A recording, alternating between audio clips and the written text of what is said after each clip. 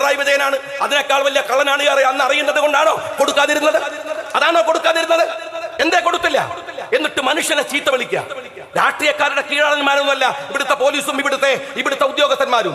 അത് പൊതുപ്രവർത്തനത്തിന്റെ മര്യാദയും. ദിവ്യയോട് ചോദിക്കട്ടെ, വലിയ അഴിമതിക്കെതിരെ പറഞ്ഞു എന്നാണല്ലോ നിങ്ങളുടെ വർത്തമാനം. സ്വന്തം പാർട്ടിയിലെ അഴിമതിക്കെതിരെ ഖമ എന്നൊരു വാക്ക് പറഞ്ഞിരുന്നോ? നിങ്ങളുടെ മുഖ്യമന്ത്രിയെ കുറിച്ച് നാട് മുഴുവൻ പറയാൻ, മുഖ്യമന്ത്രിയുടെ മകളെ കുറിച്ച് നാട് മുഴുവൻ പറയാൻ, കണ്ണൂരിലെ CPM നേതാക്കന്മാരെ കുറിച്ച് നാട് മുഴുവൻ പറയാൻ EP തൊട്ടടുത്തുണ്ട്. ഒരു വാക്ക് പറഞ്ഞോ? അവരെ കുറിച്ചില്ലല്ലോ. ഉദ്യോഗസ്ഥന്മാർ മാത്രം നടത്തിയാലേ അഴിമതിയാവൂ?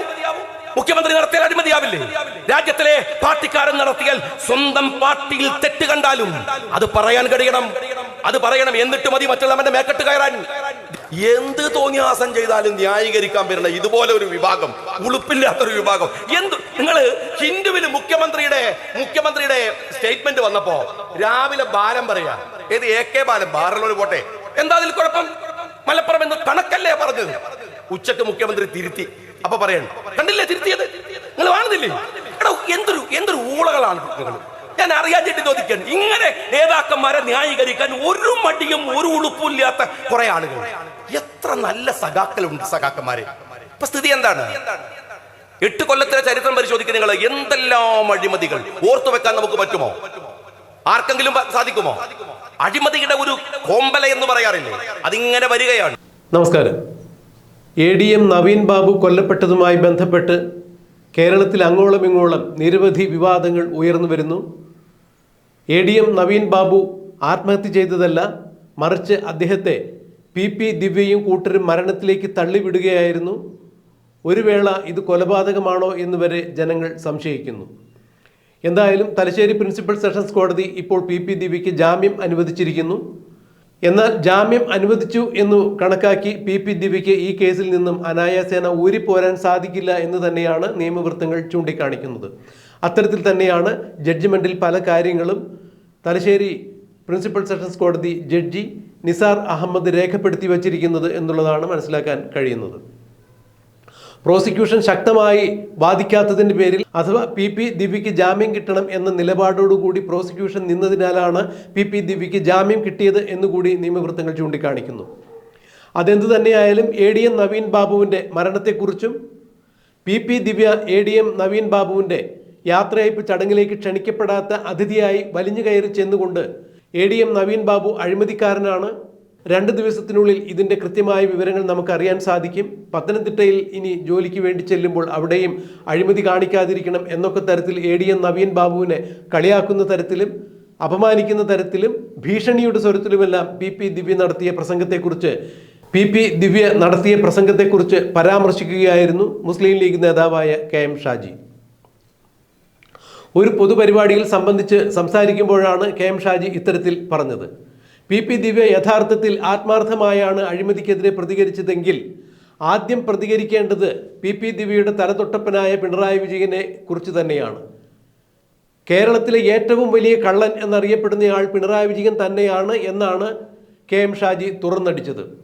നവീൻ ബാബുവിനെ കുറിച്ച് ഏതെങ്കിലും തരത്തിൽ PP ദിവ്യയ്ക്ക് ഒരു പരാതി ഉണ്ടായിരുന്നെങ്കിൽ എന്തുകൊണ്ട് വിജിലൻസിൽ പരാതി കൊടുത്തില്ല എന്ന് KM ഷാജി എടുത്തു ചോദിക്കുന്നു. PP ദിവ്യയ്ക്ക് അത് കൊടുക്കാൻ സാധിക്കില്ല. കാരണം വിജിലൻസ് മന്ത്രി എന്നറിയപ്പെടുന്നത് ലോകത്തിലെ ഏറ്റവും വലിയ കള്ളനായ, കേരളത്തിലെ ഭൂലോക കള്ളൻ എന്നറിയപ്പെടുന്ന പിണറായി വിജയൻ തന്നെയാണ്. പിന്നെ എങ്ങനെ PP ദിവ്യ അവിടെ നവീനെതിരെയുള്ള പരാതി സമർപ്പിക്കും എന്നാണ് KM ഷാജി എടുത്തു ചോദിച്ചത്. ലൂയി 14 തൻ്റെ ഭാര്യയ്ക്ക് വേണ്ടി ഒരു വൈരപ്പതക്കം നിർമ്മിക്കുകയുണ്ടായി. ഫ്രഞ്ച് ജനതയിൽ നിന്നും നികുതി ഈടാക്കിക്കൊണ്ടാണ് ലൂയി 14 തൻ്റെ ഭാര്യയ്ക്ക് വേണ്ടി ഒരു വൈരപ്പതക്കം തീർത്തത്. ഈ ജനങ്ങളിൽ നിന്നും നികുതി ഈടാക്കിക്കൊണ്ടാണ് ലൂയി 14 വൈരപ്പതക്കം തൻ്റെ ഭാര്യയ്ക്ക് സമ്മാനിച്ചത്. പിൽക്കാലത്ത് വൈരപ്പതക്ക നികുതി എന്ന് തന്നെ ആ ഒരു നികുതി അറിയപ്പെട്ടു എന്നുകൂടി KM ഷാജി എടുത്തു പറയുമ്പോൾ, കേരളത്തിൽ ഇതുപോലുള്ള വിവിധ പദ്ധതികളാണ് പിണറായി വിജയൻ കൊണ്ടുവരുന്നത്. K-ഫോൺ, K-ക്യാമറ, K-റെയിൽ എന്നിങ്ങനെയുള്ള നിരവധി പദ്ധതികളാണ് തൻ്റെ കുടുംബത്തിനും തൻ്റെ കുട്ടികൾക്കും വേണ്ടി പിണറായി വിജയൻ ആവിഷ്കരിച്ച് നടപ്പാക്കി അഴിമതി നടത്തിയത് എന്നാണ് KM ഷാജി തൻ്റെ പ്രസംഗത്തിൽ എടുത്തു പറഞ്ഞത്. ആത്മാർത്ഥമായി PP ദിവ്യയ്ക്ക് അഴിമതിയെക്കുറിച്ച് പറയണമെന്നുണ്ടെങ്കിൽ, അഴിമതിക്കെതിരെ പോരാട്ടം നടത്തണമെന്നുണ്ടായിരുന്നെങ്കിൽ തീർച്ചയായും അത് പിണറായി വിജയൻ്റെ വീട്ടിൽ നിന്ന് തന്നെ തുടങ്ങണമായിരുന്നു. CPM-കാരെല്ലാവരും സർവത്ര അഴിമതിക്കാരാണ് എന്നുകൂടി KM ഷാജി എടുത്തു പറയുന്നു. ഓരോരുത്തരുടെ സ്ഥാനമാനങ്ങൾക്ക് അനുസരിച്ചിട്ടാണ് അഴിമതിയുടെ വലുപ്പവും ചെറുപ്പവും നിശ്ചയിക്കപ്പെട്ടിരുന്നത് എന്നുകൂടി KM ഷാജി എടുത്തു പറയുന്നു. ബ്രാഞ്ച് സെക്രട്ടറിയും ലോക്കൽ സെക്രട്ടറിയും ജില്ലാ സെക്രട്ടറിയും സംസ്ഥാന സെക്രട്ടറിയുമെല്ലാം അവരവരുടെ തലങ്ങൾക്ക് അനുസൃതമായ രീതിയിലുള്ള വ്യാപകമായ അഴിമതികളാണ് നടത്തിക്കൊണ്ടിരുന്നത്. സ്ഥാനമാനങ്ങൾക്കനുസരിച്ച് സ്ഥാനത്തിൻ്റെ വലിപ്പച്ചെറുപ്പം അനുസരിച്ച് മാത്രമാണ് അഴിമതിയുടെ വലിപ്പം കുറയുകയും കൂടുകയും ചെയ്യുന്നത് എന്നുകൂടി പരിഹാസദ്യോതകമായി തന്നെ KM ഷാജി എടുത്തു പറയുകയുണ്ടായി. PP ദിവ്യയുടെ അനവസരത്തിലുള്ള അതിക്രമിച്ച് കയറിയുള്ള നവീൻ ബാബുവിൻ്റെ യാത്രയയപ്പ് ചടങ്ങിൽ ഉണ്ടായ പ്രസംഗത്തെക്കുറിച്ചും അതിനുശേഷം നവീൻ ബാബുവിനുണ്ടായ ദാരുണാന്ത്യത്തെക്കുറിച്ചുമെല്ലാം വളരെ വിസ്തരിച്ച് തന്നെ പൊതു സമൂഹത്തെ അഭിസംബോധന ചെയ്തുകൊണ്ട് KM ഷാജി നടത്തിയ പ്രസംഗത്തിൻ്റെ പ്രസക്ത ഭാഗങ്ങൾ നമുക്കൊന്ന് കേൾക്കാം. ഞാൻ ഇവിടെ പഞ്ചായത്തിലും മറ്റുമൊക്കെയുള്ള ഈ വേദിയിൽ MLA-മാരായിട്ടുള്ളവർ എല്ലാവരും ഉണ്ട്. ഞാൻ പറയുന്നു, ഉദ്യോഗസ്ഥന്മാരെ ചീത്ത പറയാൻ അവർ രാഷ്ട്രീയക്കാരന്റെ കീഴാളന്മാരൊന്നല്ല. അവർക്കും അന്തസ്സുണ്ട്, അവർക്കും അഭിമാനമുണ്ട്. ഒരു ഉദ്യോഗസ്ഥനോട് കമ്മ്യൂണിക്കേറ്റ് ചെയ്യേണ്ടത് അവരെ ചീത്ത വിളിച്ചിട്ടല്ല, തോന്നിവാസം പറഞ്ഞിട്ടല്ല. അത് ഈ വിദ്യക്കും ദിവ്യക്കും അറിയുമായിരുന്നല്ലോ, ചെയ്യാമായിരുന്നല്ലോ. വിജിലൻസിനോട് പരാതി കൊടുക്കണം ഈ പറയുന്ന മനുഷ്യനെ കുറിച്ച്, കൊടുക്കാമായിരുന്നില്ല നവീനെ കുറിച്ച്. അങ്ങനെ കൊടുക്കാത്തതിന്റെ വിജിലൻസിന്റെ മന്ത്രി പിണറായി വിജയനാണ്. അതിനേക്കാൾ വലിയ കള്ളനാണ് അന്ന് അറിയുന്നത് കൊണ്ടാണോ കൊടുക്കാതിരുന്നത്? അതാണോ കൊടുക്കാതിരുന്നത്? എന്തേ കൊടുത്തില്ല? എന്നിട്ട് മനുഷ്യനെ ചീത്ത വിളിക്കുക. രാഷ്ട്രീയക്കാരുടെ കീഴാളന്മാരൊന്നുമല്ല ഇവിടുത്തെ പോലീസും ഇവിടുത്തെ ഉദ്യോഗസ്ഥന്മാരും. അത് പൊതുപ്രവർത്തനത്തിന്റെ മര്യാദയുമല്ല. ഉദ്യോഗസ്ഥന്മാരിൽ മോശക്കാരുണ്ട്, രാഷ്ട്രീയക്കാരിലും വളരെ മോശക്കാരുണ്ട്, പോലീസിൽ മോശക്കാരുണ്ട്. പക്ഷെ മോശക്കാരോട് മോശമായി പെരുമാറുകയല്ല ഒരു പൊതുപ്രവർത്തകൻ ചെയ്യേണ്ടത് എന്ന് ദിവ്യ ഒരു പക്ഷേ ഇതിന്റെ ഭാഗമായി നമ്മളെ പഠിപ്പിക്കുകയാണ്. നിങ്ങൾ മനസ്സിലാക്കണം, ഈ സഖാക്കളുണ്ടല്ലോ, ഈ പറയുന്ന നവീൻ ഒരു ദുർബല ഹൃദയനാണ്, പാവമാണ്, സാധുവാണ്. എന്നാൽ ആത്മധൈര്യമുള്ളത് കൊണ്ട് മാത്രം, അതല്ലെങ്കിൽ മനക്കരുത്തുള്ളത് കൊണ്ട് മാത്രം, തൊലിക്കട്ടിയുള്ളത് കൊണ്ട് മാത്രം ആത്മഹത്യ ചെയ്യാത്ത എത്ര പോലീസുകാർ നിങ്ങൾക്ക് മനസ്സിലാവും രാജ്യത്ത്? എത്ര ഉദ്യോഗസ്ഥർ? അത്രമേൽ ഈ 8 കൊല്ലം ഇവരൊക്കെ വിളിച്ച ചീത്തക്ക് കണക്കുണ്ടാവില്ല. ഞാൻ ദിവ്യയോട് ചോദിക്കട്ടെ, വലിയ അഴിമതിക്കെതിരെ പറഞ്ഞു എന്നാണല്ലോ നിങ്ങളുടെ വർത്തമാനം. സ്വന്തം പാർട്ടിയിലെ അഴിമതിക്കെതിരെ ഖമ എന്നൊരു വാക്ക് പറഞ്ഞിരുന്നോ? നിങ്ങളുടെ മുഖ്യമന്ത്രിയെ കുറിച്ച് നാട് മുഴുവൻ പറയാൻ, മുഖ്യമന്ത്രിയുടെ മകളെ കുറിച്ച് നാട് മുഴുവൻ പറയാൻ, കണ്ണൂരിലെ CPM നേതാക്കന്മാരെ കുറിച്ച് നാട് മുഴുവൻ പറയാൻ EP തൊട്ടടുത്തുണ്ട്. ഒരു വാക്ക് പറഞ്ഞോ? അവരെ കുറിച്ചില്ലല്ലോ. ഉദ്യോഗസ്ഥന്മാർ മാത്രം നടത്തിയാലേ അഴിമതിയാവൂ? മുഖ്യമന്ത്രി നടത്തിയാൽ അഴിമതിയാവില്ലേ? രാജ്യത്തിലെ പാർട്ടിക്കാരൻ നടത്തിയാൽ, സ്വന്തം പാർട്ടിയിൽ തെറ്റ് കണ്ടാലും അത് പറയാൻ കഴിയണം, അത് പറയണം. എന്നിട്ട് മതി മറ്റുള്ളവന്റെ മേക്കെട്ട് കയറാൻ. ദിവ്യ ഓർക്കേണ്ടതാണ്. ഇനി ഇപ്പോ ഞാൻ ചോദിക്കട്ടെ, ദിവ്യക്കെതിരെ നടപടിയെടുക്കാൻ ഒറ്റ കാരണമേ ഉള്ളൂ. CPM-ന്റെ മനസ്താവല്ല, ഉപതെരഞ്ഞെടുപ്പ് വരികയാണ്, അതിന്റെ ഭയമാണ്, അതുകൊണ്ട് മാത്രമാണ്. ഇത് മതിയോ? ജില്ലാ പഞ്ചായത്ത് പ്രസിഡന്റ് സ്ഥാനം രാജിവെച്ചു. ഈ സ്റ്റേജിൽ ഒരു കൊട്ട ജില്ലാ പഞ്ചായത്ത് മുൻ പ്രസിഡന്റുമാരുണ്ട്. അറിയാങ്ങള്, ഇത് ഭയങ്കര സംഭവമാണല്ലോ. ഈ നിങ്ങൾ എന്താ വിചാരിച്ചത്? കണ്ണൂരിലെ മുഖ്യമന്ത്രി സ്ഥാനം രാജിവെച്ച മാതിരിയാണ്. കണ്ണൂരിന് വേറൊരു മുഖ്യമന്ത്രി ഉണ്ട്, അത് ഞാനാണ് എന്നുള്ള നിലക്കാണ് ഈ പറയുന്ന സ്ത്രീ നടന്നിരുന്നത്.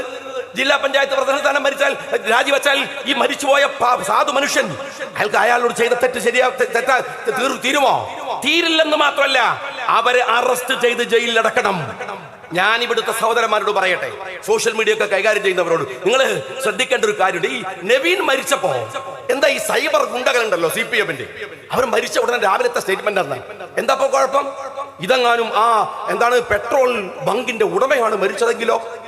ക്യാപ്സൂൾ വരികയാണ്. എടോ സഖാബെ, സാജൻ മരിച്ചപ്പോ നിങ്ങൾ എന്താ പറഞ്ഞത്? സാജൻ മരിച്ചപ്പോഴും നിങ്ങൾ എന്താ പറഞ്ഞത്? സാജൻ മരിച്ചപ്പോ CPM പ്രതി, ഈ ഉദ്യോഗസ്ഥൻ മരിച്ചപ്പോ അവിടെയും CPM. വെറുതെ ന്യായീകരിക്കുക. സത്യം പറഞ്ഞിട്ടല്ല, അണികൾ എന്ന് പറഞ്ഞ നിങ്ങളൊന്നല്ല അണികൾ CPM-ന്റെതാണ്. എന്ത് തോന്നിയാസം ചെയ്താലും ന്യായീകരിക്കാൻ വരുന്ന ഇതുപോലെ ഒരു വിഭാഗം, ഉളുപ്പില്ലാത്തൊരു വിഭാഗം.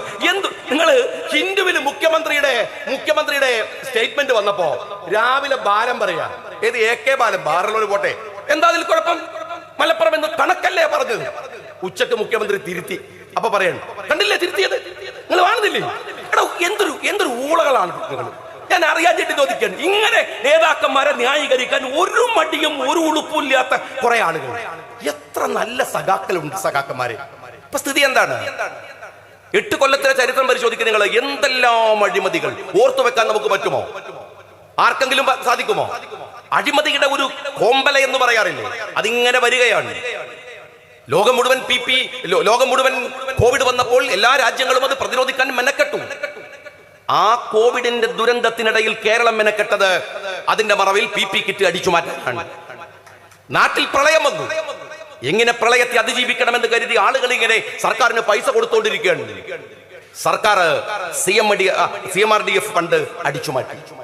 കരിമണലിലെ അഴിമതിയെ കുറിച്ച് പത്രക്കാരൊക്കെ ബാക്ക് കൂടിക്കൊണ്ടിരിക്കുമ്പോ അതാ വരുന്നു ഊരാലുങ്കലിന്റെ അഴിമതി വരുന്നു. ഊരാലുങ്കലിന്റെ പിറകിൽ ആളുകൾ ഇങ്ങനെ കൂടിക്കൊണ്ടിരിക്കുമ്പോൾ അതാ കേരളയിൽ വരുന്നു. കേരളയിലെ കൺസൾട്ടൻസിയുമായി ബന്ധപ്പെട്ട കോടികളുടെ അഴിമതി പറഞ്ഞുകൊണ്ടിരിക്കുമ്പോൾ അതാ K-ഫോൺ വരുന്നു. ആളുകളുടെ ശ്രദ്ധ K-ഫോണിലേക്ക് പോയി. പിന്നെ K-ഫോണിന്റെ അഴിമതിയായി. അതാ K-ബസ് വരുന്നു. ആളുകൾ പിന്നെ K-ബസിന്റെ പിറകെ പോകലായി. അത് കഴിഞ്ഞപ്പോൾ അതാ K-ക്യാമറ വരുന്നു. AI camera. മുഖ്യമന്ത്രിയുടെ മകന്റെ അമ്മോഷനുമായി ബന്ധപ്പെട്ട് വന്ന വിവാദം, അതിന്റെ പിറകിൽ ആളുകൾ പാഞ്ഞു തുടങ്ങി. പിന്നെ അത് വരുന്നു സ്വർണ്ണക്കടത്ത്. K-കടത്ത് എന്ന് വേണമെങ്കിൽ വെക്കാം. ഈ ബോംബെയിലൊക്കെ ഡി കമ്പനി എന്ന് പറയുന്ന കമ്പനിയുണ്ട്. ആളുകളെ വെട്ടാനും കുത്താനൊക്കെ ഉള്ള കമ്പനിയാണ്. അതുപോലെ നമ്മളെ കേരള സർക്കാർ ഉണ്ടാക്കിയ കമ്പനിയാണ് K-കമ്പനി, കക്കാനുള്ള കമ്പനി എന്ന് പറഞ്ഞു. ഒരു കമ്പനി ഉണ്ടാക്കിയിട്ട് നാട് കക്കുന്ന ആദ്യത്തെ സർക്കാരാണ് പിണറായി വിജയന്റെ സർക്കാർ എന്ന് പറയാതിരിക്കാനാവില്ല. വലിയ വലിയ ആളുകൾ വലിയ കക്കല് കമ്പനിയൊക്കെ ഉണ്ടാക്കി കക്കുക. ജില്ലയിലേക്ക് വന്നാൽ ടൂറിസത്തിന്റെ പേരിൽ പൈതൽ മലയിൽ ഒരുപാട് ഏക്കർ അടിച്ചു മാറ്റിയിരിക്കുന്നു MLA മാർ. കോഴിക്കോട് കടപ്പുറത്ത് പോയാൽ നിങ്ങൾക്ക് സ്റ്റാർബക്സ് കോഫി കാണാം. അവിടുത്തെ ഏറ്റവും വലിയ CR-സെന്റിന്റെ നിയമങ്ങൾ പാലിക്കാതെ അവർക്ക് അഴിമതിക്ക് വേണ്ടി ഉണ്ടാക്കി കൊടുത്തതാണ് അനധികൃതമായ കെട്ടിടങ്ങൾ. ജില്ലാ കമ്മിറ്റിക്കാർ പോയിട്ട് PSC മെമ്പർമാരുടെ പേരിൽ അഴിമതി നടത്താൻ. എല്ലാവരും അവരുടെ നിലവാരത്തിലുള്ള അഴിമതിയാണ്. വലിയ ആളുകൾ കമ്പനി ഉണ്ടാക്കി അഴിമതി നടത്തും. ലോക്കൽ കമ്മിറ്റി, ഏരിയ കമ്മിറ്റി എത്തുമ്പോൾ കിണ്ടി കൊളാമ്പി തുടങ്ങിയിട്ടുള്ള സാധനങ്ങൾ അവരുടെ നിലവാരത്തിന് അവരും അടിച്ചു മാറ്റിക്കൊണ്ടിരിക്കും. വ്യാപകമായ അഴിമതിയാണ്. ഈ ഫ്രഞ്ചിൽ ഒരു ഭരണാധികാരി ഉണ്ടായിരുന്നു, ലൂയി 16 എന്നാണ്. ലൂയി 16 അദ്ദേഹത്തിന്റെ ഭാര്യ ആൻഡറോണിക്കക്ക് വൈരപ്പതക്കം വാങ്ങാൻ വേണ്ടിയിട്ട് ജനങ്ങളുടെ മേൽ ഒരു നികുതി അടിച്ചേൽപ്പിച്ചു. ചരിത്രത്തിൽ നിങ്ങൾ പരിശോധിച്ചാൽ ആ നികുതിയുടെ പേര് വൈരപ്പതക്ക വിചാരണ എന്നാണ്.